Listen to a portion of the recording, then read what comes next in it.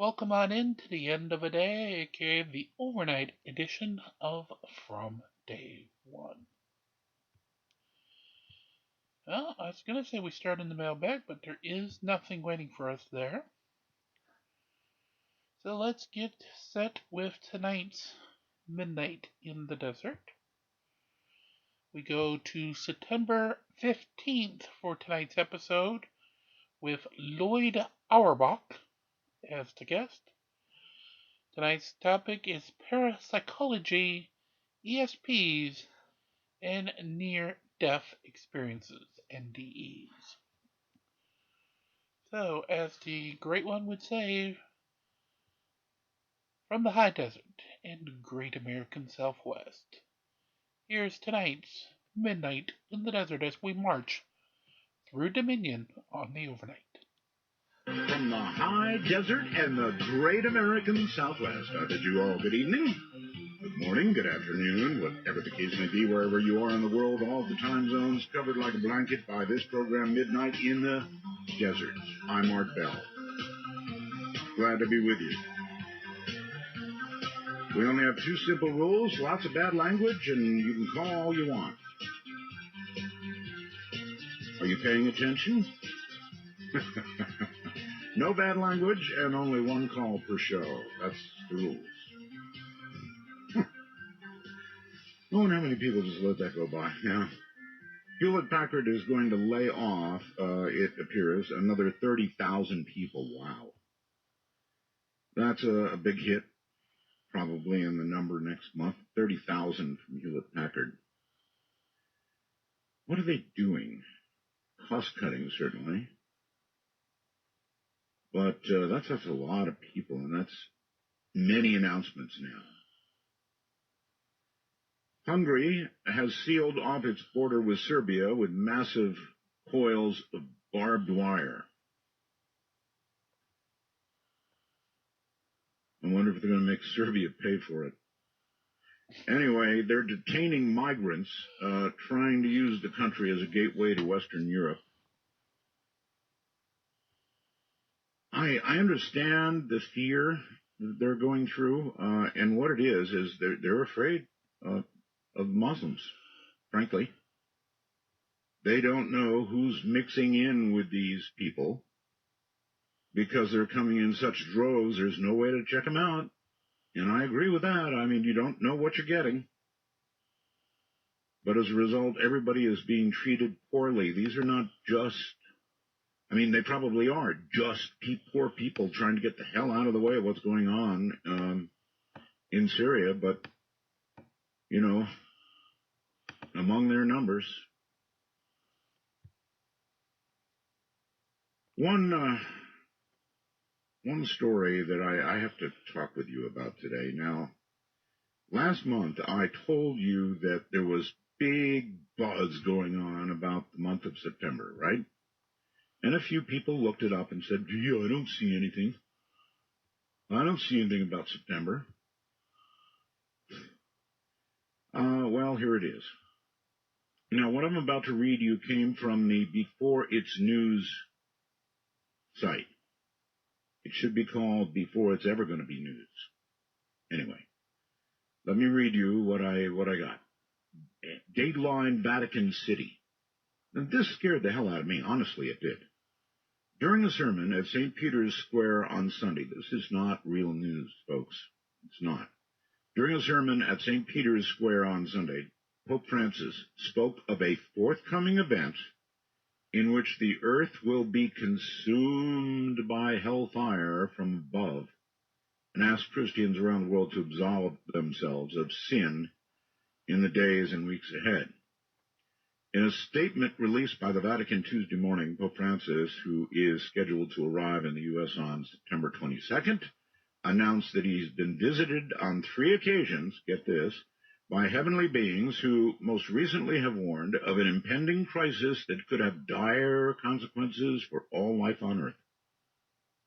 The Pope is set to attend a meeting of the UN General Assembly on September 25th at the UN building in New York, where he'll confer with world leaders, including President Obama and Russian President Putin, to discuss defensive options On Tuesday morning, NATO Secretary General Stoltenberg confirmed that he has made arrangements to attend the General Assembly. I spoke, he said, with the Holy See and told the Associated Press NATO is working closely with our counterparts around the globe to explore every viable recourse available.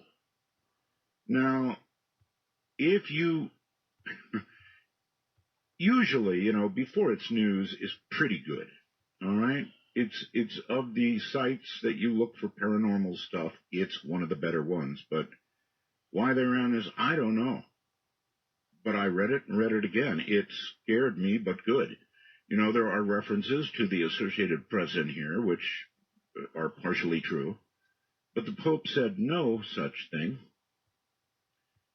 And one of the reasons we're getting calls from people who are packing up the car, packing up the wife and kids, and headed for Mount something or another is because of this.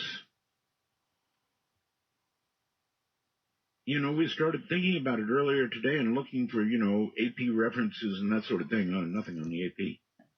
Then people who had heard the Pope deliver the speech and said, well, he didn't say anything about that. That would have gotten your attention, right? Certainly got mine. So, before you pack up the wife and children, and before you buy into some story like this, for God's sakes, check it out. Really, check it out. Wonder if that's what's moving people. I suspect so. One of the best places to get a good look at a passing UFO would be an observatory, right? Where the main objective is to look at the night sky, naturally. A few people at the Griffin Observatory got a really good look at some great photos and video footage of two UFOs hovering and doing other very unplane-like movements in the sky above L.A. recently. What's really interesting about the sighting is that other people down in L.A. actually got to see it, giving it some nice corroboration. That was from theanomalous.com. Anyway, I'm really miffed.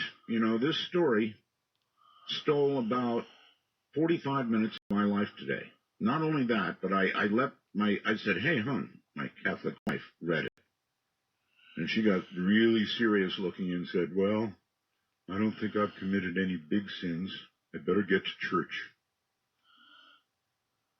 I had the weirdest dream last night. I had a dream about a UFO. How often does that occur? I was in a bus. And I had a camera, right? And I was going out of my mind because there was this plain to see UFO up ahead in my dream. And so I went to the front of the bus trying to get, a decent picture of the thing, which was just ahead of us hovering. And I couldn't get a picture of it. And then finally I did, went around a corner, so I can't remember. It was in the dream, right? What do I know? I got a picture of the UFO, or a couple of pictures, and then, you're going to love this, somehow or another I got to the UFO, and some little green guy, he wasn't really green, but an alien of some kind, reached out, grabbed my camera, and took it in, and I beat on his saucer. On the saucer, and I beat the hell out of it, and out comes this arm with my camera, and I was happy. I remember in my dream being happy, and then, of course, I looked at my camera, and the two pictures of the UFO that I took were gone. Ooh, was I angry. So maybe that's, I don't know, maybe that's kind of like real life, huh? The pictures are always gone. This one was really gone. All right, coming up in a moment, Lloyd Auerbach has a master's degree in parapsychology. He is the director of the Office of Paranormal Investigations, president of the Forever Family Foundation. Lloyd has been in the field for 35 years, focusing on education and field investigation. He is the author of 9 books, very prolific, including The Ghost Detective's Guide to Haunted San Francisco, his newest release, ESP Wars. We'll talk a bit about that tonight. East and West. This book covers the psychic spying program of the U.S. and Soviet Union, co-authored by Dr. Edwin C. May, who ran the U.S. program. So you should know, right? And Dr. Victor Rubel is available on Amazon.com and other online bookstores. So again, the name of the book is ESP Wars. Great name for a book, actually. He is also a professor, by the way, at Atlantic University, JFK University, teaches parapsychology through the HCH Institute in Lafayette, California, teaches online courses through the Rhine Education Center. He is on the board of directors of the Rhine Research Center and the Windbridge Institute. Lloyd's media appearances on TV, radio, and print number in the thousands, which include ESPN's Sports Center. That's an interesting one, isn't it? I wonder if they were looking for ESP with regard to coming sporting events. That would be wrong, right? ABC's The View, Oprah, and Larry King Live. He works as a parapsychologist, professional mentalist, public speaking, media skills coach, and is a professional chocolatier to top it all off. That's putting the chocolate right on top, right? So coming up in a moment, Lloyd Auerbach. I'm Art Bell. And as always, we return once their musical interlude is complete.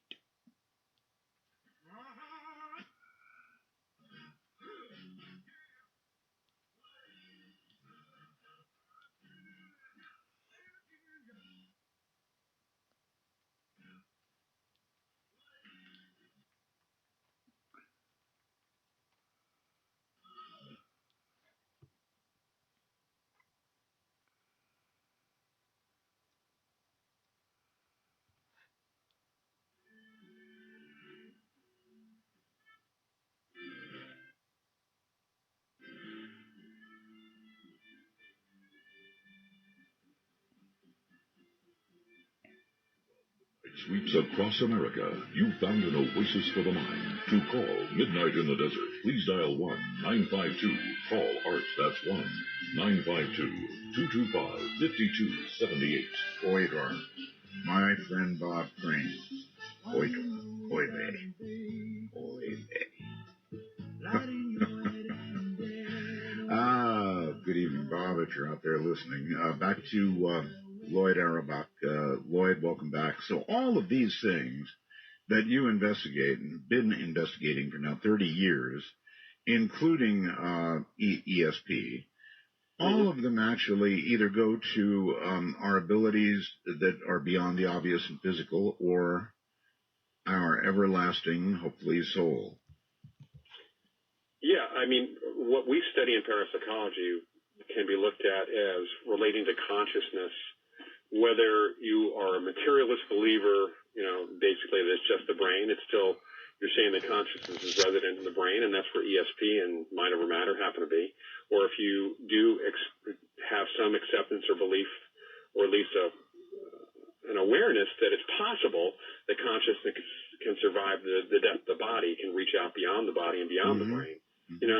We talk about extrasensory perception. It really is a form of perception, and it's only extrasensory in that it's extra or beyond what we consider the normal senses. And even that idea of what is considered a normal sense is changing. And as we learn more about humans and other animals, and even about how we can augment our senses. All right. See where to go. You mentioned psychokinetic, right? Yeah. And you said that it has been demonstrated to you. And this is an area of intense interest for me. To be able to see anything moved with mental power would astound me, and I would immediately begin practicing, trying to do it myself. What is it that you have actually seen with your own eyes? Well, I've seen a number of different things. We can start with some of the cases that I've had. Sure. There have been physical movements of objects where there was no obvious physical source. So in a couple of the ghost cases, for example, there's a restaurant out in east of San Francisco called the Banta Inn, and my first visits there in the 1980s, they had supposedly a ghost there who had been moving stuff around for people for some time after he died in the late 60s. And even on my first visit, the very first thing I saw, and we were shooting something for the old TV show Hard Copy, there was an ashtray on the bar next to the cameraman and the director who had their back to the bar as they were interviewing me. And this is in the morning. This is probably 11 in the morning. And the ashtray popped up into the air in full view of me and the bartender and the production assistant at the other end of the bar. We were at the other end of the bar. It flipped over in midair and slammed right back down on the bar. And it was a glass ashtray but didn't break.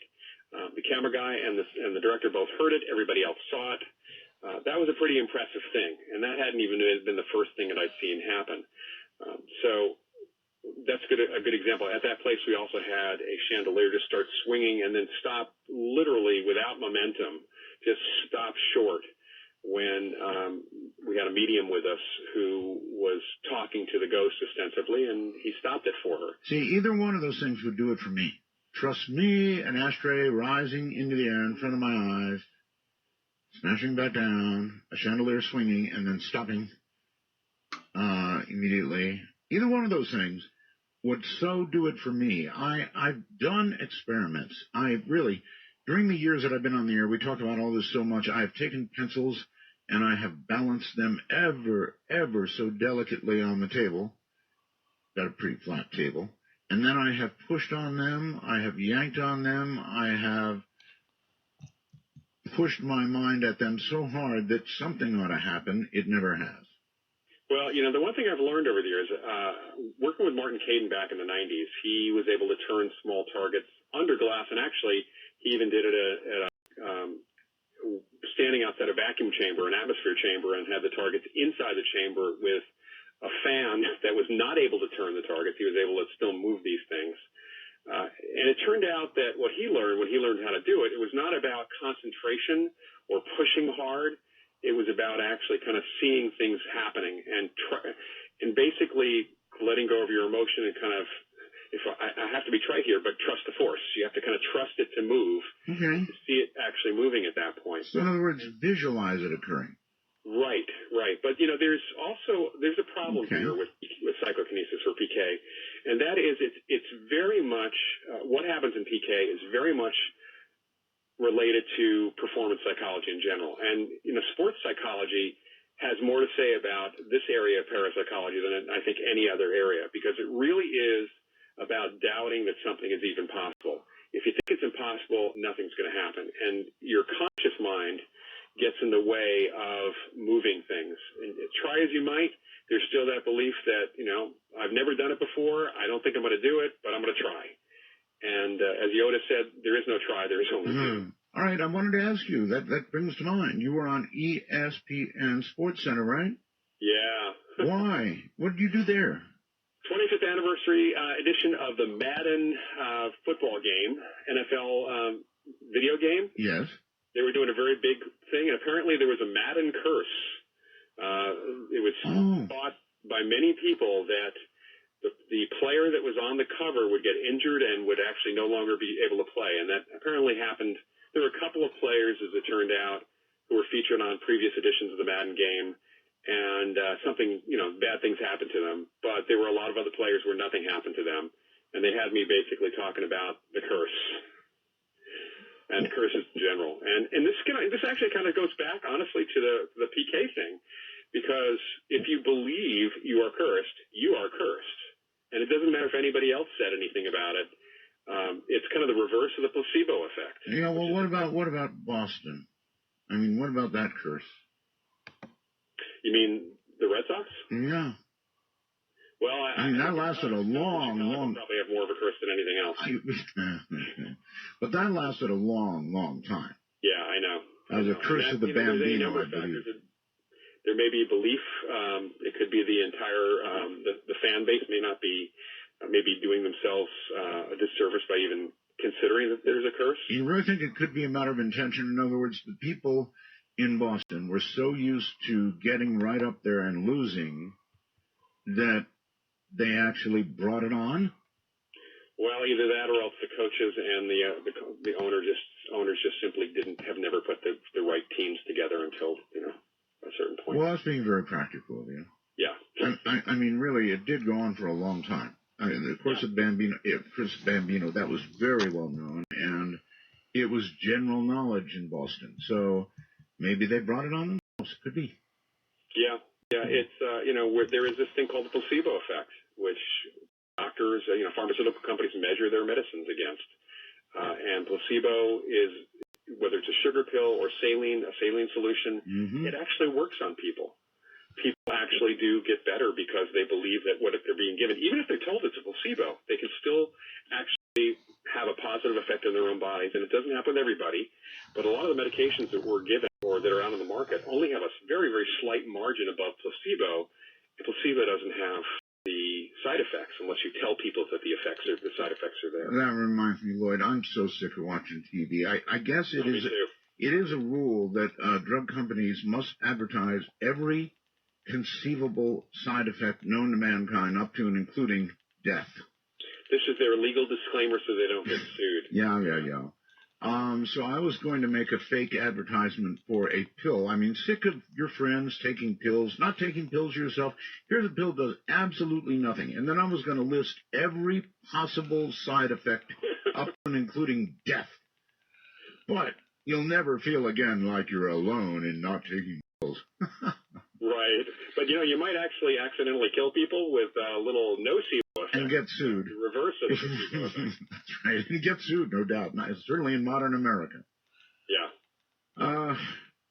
You have to wonder, when they're sitting around in these advertising boardrooms, they must be thinking, do we really have to say all that? Well, I'm sure that they are. And we now have to contend as investigators. We have to contend with many of the side effects because some of what people report to us turn out to be side effects of sleep, aids like Ambien, or they turn out to be some sort of interaction with various drugs. It's one of the reasons why when we have cases, we really want cases where there's more than one witness, one person having the experience, because the odds of the whole family being on the same medication are pretty slim. I mean, it's possible, but it's almost unheard of. All right. So have you actually encountered, going back to psychokinetics? Yeah. Have you actually encountered anybody who on demand, or very nearly on demand, can demonstrate psychokinetic power? Well, Martin Caidin was one such person. He could do it, I'd say, probably about 80% of the time. Really? Although he did have kind of, if we set up more than a couple of targets, which we did in some circumstances in sealed rooms, or he was outside the room. I think he had kind of a scattershot effect where he wasn't necessarily. We told him to focus on one target. It was usually the targets around it that moved, but that's still good enough as far as this is one of those near miss is pretty good. I don't know who Martin Caidin is. Who is he? So Martin Caidin was a well-known science and science fiction writer. You would know his work. He's the creator of the $6 Million Man. He wrote the book Cyborg, which became the first TV movie. He was the technical consultant on the show. He actually is credited with The Bionic Woman to some extent as well. And he also wrote the book Marooned, which was the actual impetus for the Apollo-Soyuz mission. The Russians, the cosmonauts, got to know his work, because Marty wrote a lot about space, both from a fiction and a science perspective, and he was an incredibly well-known pilot and aviator. So he actually was contacted and helped facilitate the Apollo-Soyuz mission to some extent. So he's a real straight shooter and kind of a larger-than-life character, a little bit of a blustery guy, but he could do psychokinesis, and he did it. He demonstrated it under extremely good conditions to me, and then I had affidavits from people at NASA, because he still had connections to NASA, and people in the area in and around Cocoa Beach, other researchers who had worked with him under impeccable conditions. Okay, if you don't mind, describe how impeccable it was and what he did. All right, so the starting point is a paper pyramid. And anybody can do this. And I've taught people to do this as well. So you can teach people to do this. Okay. It's a paper pyramid. It basically is balanced on a pin, and that's in a base. And, if you let it settle, as long as you don't have a fan going, it's probably not going to do more than jiggle unless people are moving around the room or your air conditioning goes on. Well, I'm not understanding. A paper pyramid settled on a pin? It's balancing on a pin, on a point. So it's basically kind of like a little rotator. Think of it like a propeller, but it's a pyramid. All right. All right. It's a paper hat, a pinwheel of sorts, if you want to call it that. Okay. And if you breathe on it or blow on it, it's going to spin. All right. In fact, if you breathe on it lightly, most of these are made out of light paper, so they're going to spin. So it's very important to either wear, what he did was wear a painter's mask to prevent that. So you were actually watching Martin, so he wasn't going, well, actually, he demonstrated it for me with the target under glass, in a sealed box. Okay, now you're cooking. Yeah, and that's the thing, is that I will often work with people where they're not under glass just to get them going, and think of it as a placebo, is they may be blowing on it, but it kind of gets them all jazzed up, and things then start happening, and then we put glass over it, or a plastic dome or something, and the things will continue to turn. The key, from a scientific perspective, you also have to make sure that there are no microcurrents in the air that are turning this thing, so an observational period, sitting there watching it where nothing actually happens. And if it only turns when you intend it to turn, you have an incredibly interesting synchronicity with microcurrents, or you have psychokinesis happening. And you saw this with your own eyes? Yes. And in fact, the first time I visited his home, in Gainesville, he had a room upstairs where part of the room was cut off. He had built a wall with a big glass window. He had there was a door into that little room. He had a huge shelf with multiple targets set up of different types, different materials, different sizes. He had a pinwheel sitting there. He had actually a pie tin that was balanced on a spindle with tinsel hanging down from the edges. Got it. And he had sealed the windows in the room with paint. He had actually covered all the outlets. There was actually no source of air, and even used weather stripping around the door. So after I set up all the targets, I went outside the room. We closed the room up. We left the room. We went downstairs for quite some time because I wanted to make sure that the targets settled down, since they had been moving when I moved through the room. Got back upstairs. We waited about 15 minutes. At my urging, I told him to start, and within a minute, some of the targets started moving, started turning. And the most bizarre one that I saw, honestly, was the pie tin that was moving around. It wasn't spinning very fast, but it was spinning fast enough with the tinsel hanging straight down instead of trailing behind it, as it should with an air current. All right. And when you inquired, Martin, and I'm sure you did, how he mentally was approaching this, he told you that it's a visualization process? Yes. In fact, he kept a journal of how he learned to do it a few years before, when he was challenged by another science fiction writer, Harry Stein, to do this. And he spent 3 weeks doing what we would normally think of doing, which is, yelling at the thing, pushing with their minds, concentrating. Oh, yeah. I've been going about it all the wrong way, sitting there going, Yeah, that's right. Yeah. It's exactly the opposite. It's think of it as a blank stare. You become a Vulcan, you become Mr. Spock, and it basically turns because of your intention, not because of any strong emotion you've got. Wow.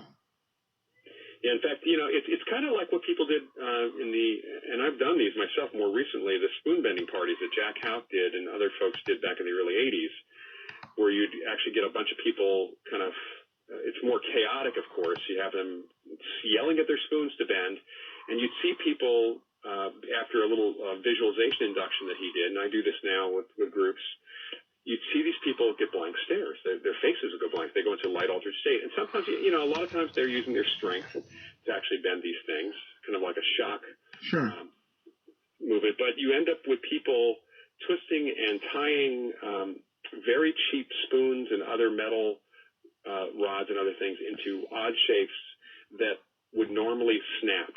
And I know this because we test those things first. Sure. But watching people do this, it's really interesting because their faces go blank. And it's almost as if they're watching their hands do things on their own. There's an altered state involved, and that light altered state, it's kind of like being in the zone, what athletes talk about as being in the zone. Oh, I know all about being in the zone. It's not just athletes that get in a zone. Right, that's correct. Anybody, even people, the job I do here, I know, Lloyd, when I'm in the zone. It's a feeling that is hard to describe, but it's like you can do no wrong. Right. And everything you do is going to go boom, boom, boom, boom, boom, just exactly the way it's supposed to go. That's the zone, whether it's athletics or it's artistic. Yes, whatever it is, it's a definite place, this zone. Yeah, and it's non-judgmental. Right. It is. It's just. It just is. That's correct. It just is. That's just the way PK seems to work. I really have been going about it all the wrong way, and it's time for me to give it another shot. And that's probably what this program is going to get me to do. All these years and all that pushing for nothing. So I understand the concept of the zone, and you're saying you've got to kind of get there in terms of the kind of visualization you're doing, but when you get that feeling, that zone feeling, then you're close to being able to do it. Right. Okay, so have you ever seen, I mean, those are all micro demonstrations in terms of the... Well, they're not big things, that's correct. They're not big things, although it doesn't matter. If it's real, it's real. Right. Now, have there been demonstrations in the U.S. or Russia of things larger, heavier, bigger? Well, the interesting thing is that we do set limits on what we even believe we can possibly witness. There was a researcher named Kenneth Batchelor who many, many decades back in the 60s, he came up with two things that really prevent us from doing big things. All right. Hold that thought. We have a break. I have to do it. I have these breaks. We'll be back. We again return once our musical interlude is concluded.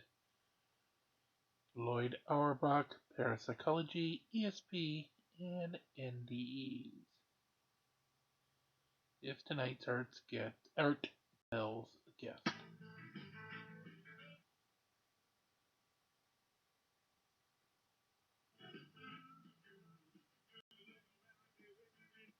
do believe tonight's Speed of light in the darkness. This is Midnight in the Desert with Art Bell. Now, here's Art. Okay, so I want to underscore that lumen spot. I really do. I've had a whole bunch of people who've emailed me. They all know how bad my back has been. And all I can tell you is it works. Honestly. For me, it worked. It's the only thing in all these years that has worked for my back. So this LED therapy is amazing stuff. So what I would suggest to you is look into it. I can't absolutely say it's going to work for everybody. I can only tell you that in a world of tried everything all my life, it's the only thing that actually ever worked. Lloyd, welcome back. Thank you. Yeah, so all these things are very, very important to me because, again, they all go toward us being more than we are one way or the other, up to the ultimate question of existence after death. And I would love to see a demonstration of psychokinetic ability. I would think that if you could do a little, then that's where we're kind of going. You could do, ultimately, if you kept at it, perhaps a lot. Unless you had your own belief system that prevented you from thinking, it's kind of like, again, with The Empire Strikes Back, with Luke Skywalker not being able to raise the big object because he felt it was impossible to do that. And this is where the psychology of this performing PK or doing this stuff really gets in the way. Even Martin Caidin, because of his background in aviation, he felt that anything that had friction to it and drag, which you deal with when you're flying an airplane, would prevent you from easily moving the object. And I kept on telling him that wasn't the case, but that is something that we know from, again, the psychology of PK, which is why the big stuff happens with poltergeist cases, which are unconscious movements by PK of objects by living people. And there are big things do move. Maybe you should have said, use the zone, Luke. use Yeah. this. Right. Anyway, so with the poltergeist, funny, I just watched Poltergeist 2015, incidentally. Oh God.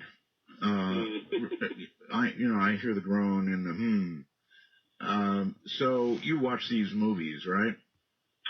Some of them are just, to me, almost going to be a waste of. I'm not a big horror fan, except for the old school stuff and more horror comedy. So I don't always watch them, but I certainly will probably watch Poltergeist just because it is what it is. Well, there's a great recommendation. I'll watch it because it is what it is. Yeah. Well, I do try to keep up on pop culture, teaching a course on pop culture and psychic phenomena. So it's something I do keep up on. It's just if I can avoid some of the things that I see are just for shock value and they really have no resemblance. Even from the trailers, it's easy to see they have no relationship. Oh, I know. I know. All right, but with a poltergeist, now you're talking about. Is it fair to say an angry spirit? No. No? No. The original use of the term poltergeist, which some of the historians in my field have tracked back at least as far as the 16th century in Germany. It was a term covering what they thought were ghosts. Now remember, in the 16th century, people thought all sorts of things that were not true, as we have learned in science.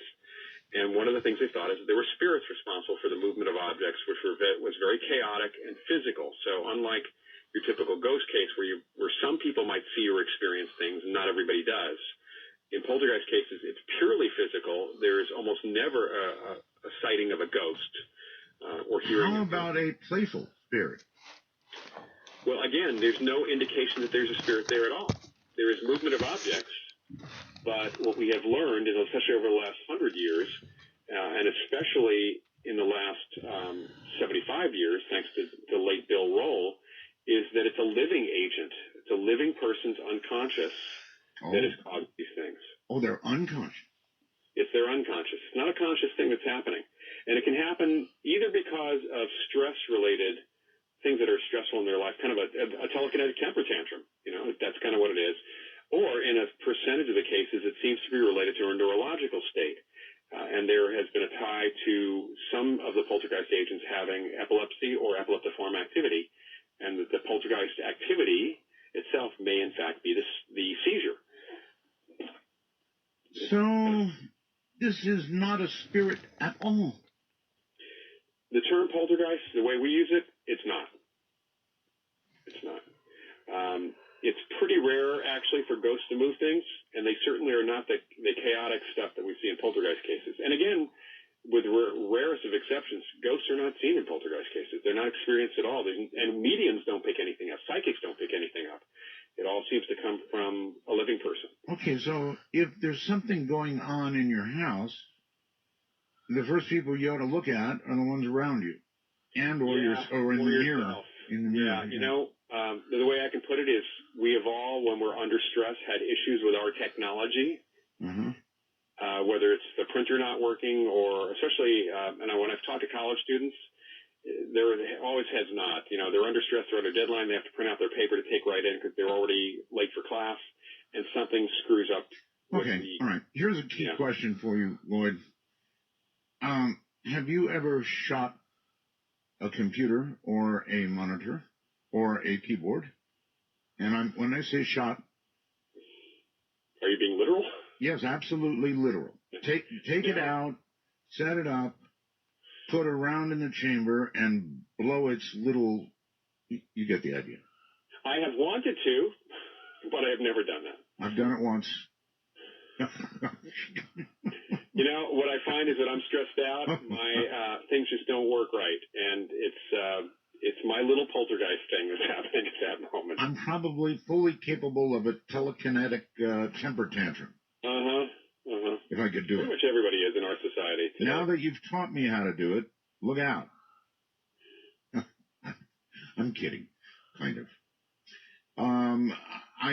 I think it's very interesting. I think the whole thing is interesting. I always thought that there really were poltergeists in the way I thought of them, and you've completely turned me around on that. So it's generally somebody in the family, somebody around you, or yourself, and Right. and it's not conscious thought doing it. No, but we've had, in our relatively recent history over the last 40 years, we've had very few poltergeist agents who, when they were identified and worked with by the researcher, they were able to consciously to shift the activity over to a more conscious activity for a time. It kind of burned itself out usually, but it was still possible to get, if they gained acceptance and took responsibility for it and kind of played with it, they could do it consciously, and the unconscious stuff stopped. All right. It is generally thought, Lloyd, that young teenage girls just coming into it have more capabilities in these areas, conscious or unconscious. Generally, more of this stuff happens around them. True or false? Well, I think we can thank Stephen King for creating that stereotype, if that answers your question. Thank you, Stephen. Yeah. It is true that the majority of poltergeist agents are between the ages of probably 11 or 12 and early 20s. So it is in adolescence, and puberty is right in the center of that. It is not true that it's predominantly females. It really follows the population statistics, actually. And it really is, part of this has to do with whether individuals, or if you look at boys and girls and who has the physical outlet. Today we're having certainly less female poltergeist activity than even before, because girls are actually out there playing soccer and field hockey and all sorts of stuff. And it's always been that the poltergeist agents have not been physically active people. They've been kind of, they have no other outlet for their stress, typically. And that's the same thing goes for adults. I mean, it's 60% in the adolescent range, but we have 40% that go beyond that. And I actually had a poltergeist agent who was 80 years old years ago. So there's hope for me. Yeah. Not that I really want to be a poltergeist. I'll get something to you, Art, kind of Martin Caden's method. I'll get something to you on that. I am very interested. And I particularly like the visualization part. For a generally lazy person, the visualization part seems so much easier than all that grunting and pushing and trying to tip, and I really did work at it. So much of that is Hollywood, unfortunately. It's that throbbing vein in the head, which makes it look like your head's about to explode, like in the movie Scanners or something. Oh, yes. Yeah, it's not the way when people really do PK. You see the same when you see psychic healers, and healing is energy healing is a form of PK. There's a more serene, less concentrated look on their faces. Meditators, it's the same thing. So it's not about that, in the head. It's more about a calm and seeing what needs to happen at that point. Yeah, I have to start from the beginning. All right. So the Russians, and I presume we, the U.S., certainly looked into the existence of ESP. We did so officially. We did it with government programs. Right. How much do you know about how much they know? Well, our government programs, we had different programs in the 50s, the 40s, the 50s. We had the MK Ultra programs, which were more directed at mind control, although they had an interest in somehow doing telepathy, and that was akin to what the Russians were interested in, which was telepathic mind control, which never really worked on either side, as it happens. And the Russians got, really concerned about what we were doing because of an experiment in apparent telepathic communication with a U.S. submarine when that was leaked, and probably purposefully leaked to the Russians. Really? Yeah. Back in the late 50s. It's hard to communicate with deep submarines because, you got all that water in the way. So if you could telepathically communicate, that'd be a major advantage. And the Russians felt that we must be spending lots of money on it. So they decided to really start spending on this. And they were encouraged, the scientists were encouraged in many different directions to create some sort of mind control. A man named L.L. Vasiliev did quite a bit of work in writing, which we have access to here in the States, and his books are still in print, of telepathic hypnosis, which did require the person being hypnotized first, given a post-hypnotic suggestion, and you could trigger it telepathically, apparently, but you couldn't do mind control without first hypnotizing it. So that's kind of... Why would that matter to our government, who's experimented on people with LSD and all? Right. God, they've done all kinds of things. So hypnotizing somebody, no problem. Yeah, the Russians were, if you remember, seeing, and you can still see footage of a very famous Russian psychic, Nina Kolagina, moving objects, doing PK. If you do Russian telekinesis, you'll typically see on YouTube, you'll typically see Nina Kolagina moving objects, and the Russians actually figured out how she was doing it, which was really interesting. It was one of the things that when I was going through the material that we had gotten from our Russian sources, that really just jumped out. It was almost a minor piece in the books, in the material we got from them.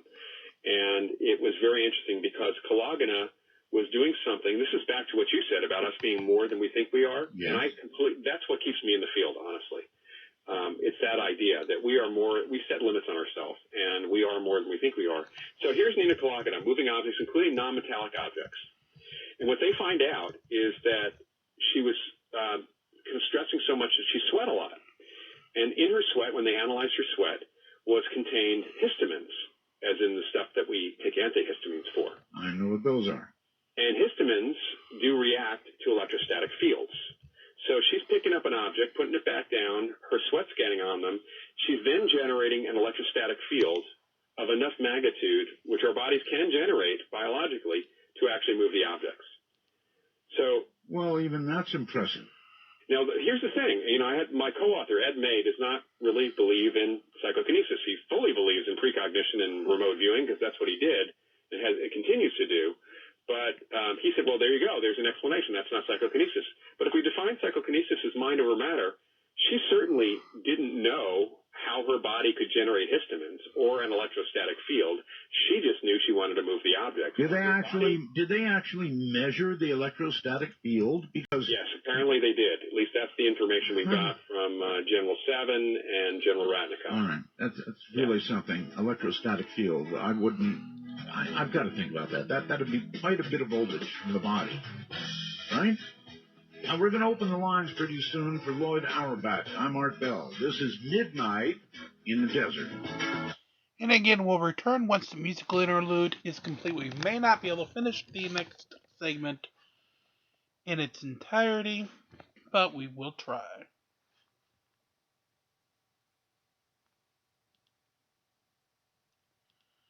As we continue to march through the overnight here in Dominion.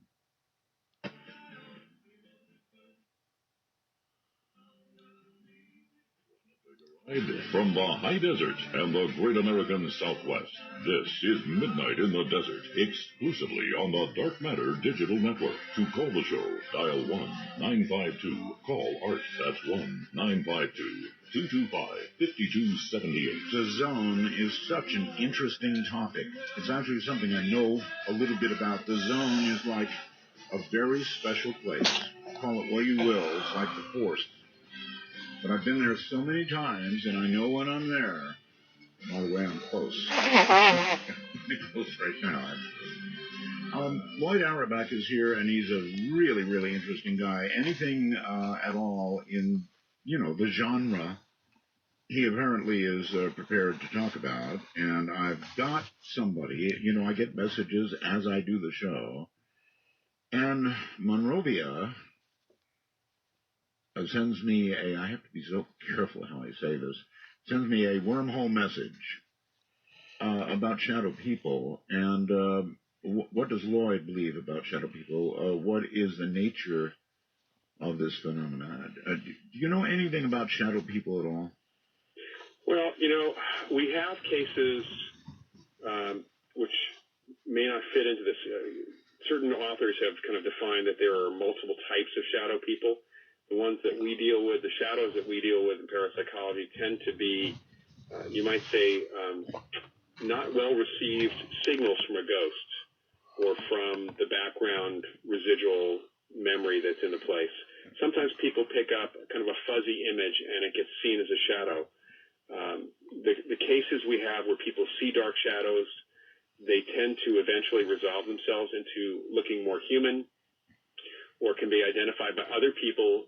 One person may see a shadow, the other person may see an actual fully formed apparition, another person may just hear something. So it seems to be about we're the receivers, we're the TV sets, and the signal is there, and it's right. It's just there's something wrong with how we receive or process the image. All right, Lloyd, because I haven't listened every night, you can't know this. Several years ago, many years ago, on the other show, I talked about this because people called in about it.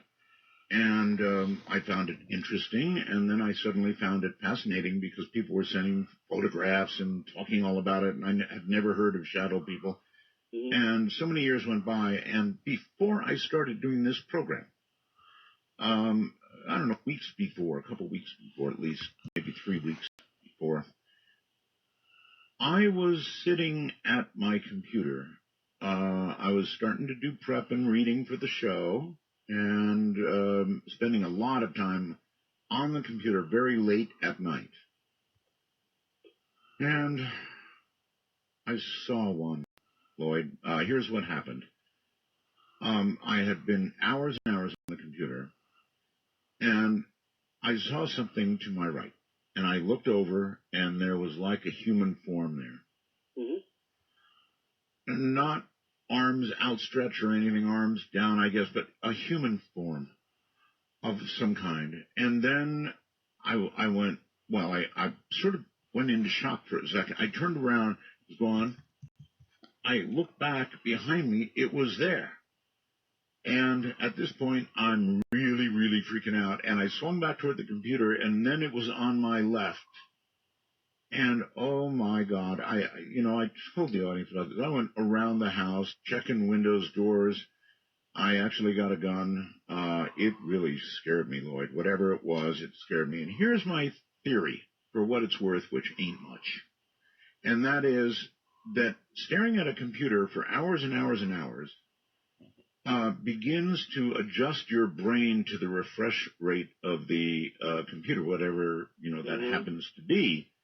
And then you might start to see things that you don't normally see. And that's an out-the-window theory, but I had talked to other people who had seen things after staring at a computer screen monitor for a long time, and that's the only thing I can come up with, but it sure scared me. And it scared you because it was an intruder, or it scared you because it was a dark shadow? Yes, to both. To both, okay. I mean, I don't know what it was. It scared me because I didn't know what it was. Well, yeah. Yeah, I mean, what gets reported to us normally, which we look into when we can look into it, in a situation like your case, there's not much we can do. No, of course not. To take that, right? Like a UFO sighting, Right, yeah. With repeated sightings of things, we can actually kind of go in and see if there's any, even with psychics or with sensitives, and see whether or not there's anything that they're picking up. And what we tend to find in these cases with shadows is that, like I said before, they tend to resolve themselves into either what we would call a ghost, or sometimes into a person picking up imprints or you might say images of the past, which seem to be in the location. Images of the past. That's interesting. Yeah, and the whole idea, we make a difference between hauntings and ghosts, or apparitions and hauntings. And a haunting is related to a place, sometimes to an object, and it has to do with a replay. People experience a replay of, think of it as a tape loop, a video loop of an event that happened in the past, which is not necessarily of dead people. It can be of living people as well. And it can be also very historical, like the battlefield at Gettysburg, where you have a running loop for some people picking up. Many people pick up the battle itself, but it's not about ghosts. There aren't actual conscious beings there. It is a recording that people are tapping into. And people can get a feeling, in fact, probably the most common type of haunting or this type of experience that people have. You walk into a house, Okay. And if you're house hunting and you feel weird vibes. In what medium is this recording or whatever it is maintained? In other words, where does it? Well, we're trying to figure that out. This is something that it would be great to have some funding in parapsychology to be able to look more further into this from a physics perspective. It seems to be partly geophysical. We do find a connection to the local geomagnetic field of the Earth, which may or may not be holding the information or may just be triggering us being psychic and picking that information up. This is why when you see ghost hunters running around on TV using electromagnetic field detectors, yes, the reason they started doing that is because we were doing that in the early 80s and even before that, and finding a correlation between the residual or imprint hauntings, the spots that people said, that's where I see the thing happening, and higher than background magnetic fields that didn't seem to have any. Using what, magnetometers? Yeah, we use various types of magnetometers, yeah. And you're looking for very, very small variations, I would assume. Sometimes. Well, that's the thing, is we hope that there's more than just a small variation.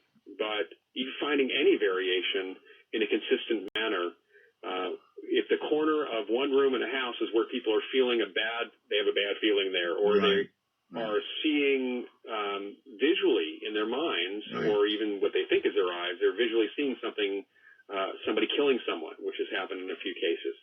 You know, that kind of thing, which is historically accurate, by the way, is recorded into the environment somehow, and we have a couple of possible ideas about how this may be happening, and even a couple potential experiments which we're trying to get some funding for, but it's there's some ideas that are floating around right now. But the reason we use the magnetometers was to originally see if this correlation held up, and whether or not there's anything in the environment that may actually connect to the psychic experience. People have suggested that windows or glass could well have memory of a sort. Yeah. Well, liquid is often thought of having memory. We store information in an electromagnetic field. Magnetic memory is what videotape is, what audio tape is. It's kind of what flash drives are. And thank God that beds don't remember. All right. Lloyd, hold tight. When we come back, we're going to begin to open lines with lots of questions for you because they're really lit up. I'm Art Bell. And again, we return when the musical interlude is complete. I'm a little surprised that was a very, very quick one. We may go a little long tonight, but that's perfectly fine as we do have an adventure we're doing. We'll return once the musical interlude is complete.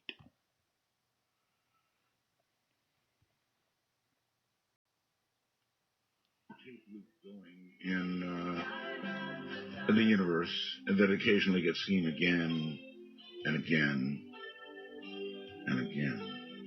Maybe it goes on forever. Who knows? Lloyd Auerbach is my guest. Welcome back, Lloyd. Thank you, Art. Okay. So kind of like that, huh? Kind of like a tape loop, something that imprinted somehow on something and it just keeps repeating. It keeps repeating, or, that's kind of how we know it's not evidence for survival, that it's not a conscious entity. There's no reaction. When you talk about ghosts, one of the more important things for us when we're trying to classify a case or even deal with the situation is interaction, or at least an awareness by, that being that we're here and that there's some consciousness behind them, as opposed to a hologram that just doesn't react. So then you've got to wonder sometimes when you're in contact with something that you think might be on the other side, whether you're really in contact with something on the other side in contemporary time, or you're in contact with what was and still is if you seek it. Does that make sense? Put it that way? Yeah, I think so. We do wonder with any of the cases whether or not it's our own ESP picking up on something through time, and are we picking up on something that happened here? Is it really, in reality, we don't know if it's an imprint or that spot, for whatever reason, allows us to peer into the past. I mean, that's another way of looking at it. And, we can certainly tell the future. We might be able to, certainly can look at the past. Okay, listen, a lot of people want to talk to you, and I've hogged you far too long. So with this many lines ringing, I better do something. Trish Ray, hello? Hello, Trish. All that time, and she's not there. All that waiting, that's crazy. Okay, let's go to the phones. Portland, Oregon, I believe. You're on the air with Lloyd. Hello? Hello. Hello. Hi, this is Josh from Malala, Oregon. Okay. And something is, I was listening, your radio show's on, and you said something about the end of the world, how people have been raving about that. Well, I read an September thing, like this September, like what's going to happen in September. Yeah. And I ended up having a dream this morning. Was about like an apocalyptic like storm, like tornado. Like I don't dream that often. Right. And I want to know also, because I've personally had dreams that actually happen later in the future, but apocalyptic, that's kind of got my attention, kind of thing. Well, you may be a victim what's your outlook on that September, like people raving about that, like Planet X thing? Yeah. Lloyd, you know what? I'll let you handle that one. Okay. Well, we at least today we do associate, and there was last week some concern about some terrorist attacks on the anniversary of September 11th. So September does have an association with certainly the end of the world, and our world changed on September 11, 2001. We did have an end of the world. We had an ending to kind of the way that we view the world. Well, it ended for some people, and our model of the world certainly changed, but not really at the It didn't really. It wasn't an apocalyptic thing, and personally, I don't subscribe to the apocalyptic ending idea. And even when you're talking about dreams, the caller said that he doesn't dream. That he remembered this dream is important, certainly to him, and there's something perhaps in that. But he does dream. We all dream, unless you have a really bizarre sleep pattern. We may not remember our dreams, but we all dream. And there may have been something very negative in that, and it may be because it was spurred on by all this talk of something bad happening could have created that dream, or he may actually have had a dream of something negative about to happen in his world, not necessarily to the whole world. Well, there's a little bit of me that does worry when people are having these mass thoughts that the end is coming. And I know it happens, every few years it comes along again and again and again, and the world never ends. However, one of these days, they could be right. Someone to push the button. Push the button. There's a million ways we could go. Little things, biological warfares, that sort of thing, take us all out. There's just lots of ways, asteroid could come. I personally choose to live and, to not live in the idea that there's the sword of Damocles is floating over our heads. So I think it's overexposure to the internet. Yeah. Personally. That's just me. And just, just news media in general has been this way. People don't care for good news. It doesn't get good ratings. People get, disasters make good ratings, and can even preparing for disasters like the Y2K issue. Oh, yes. Can really generate a lot of income for people, too. Well, actually, the Y2K thing was real. I mean, there were a lot of computers that would have been in trouble if we hadn't warned.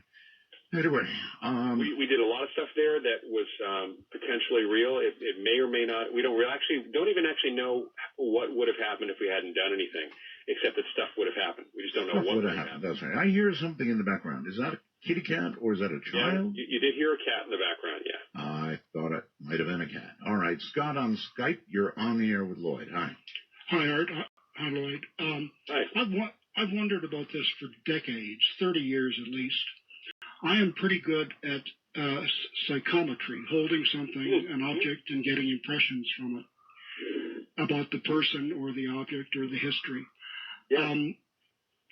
Am I getting the information from the person or from the object, or is it both? Because the first few times it freaked me out, but like you were talking earlier, there's no strain or grunting or anything with it. It's just a matter of holding it, relaxing it, and going with whatever impressions I pick up.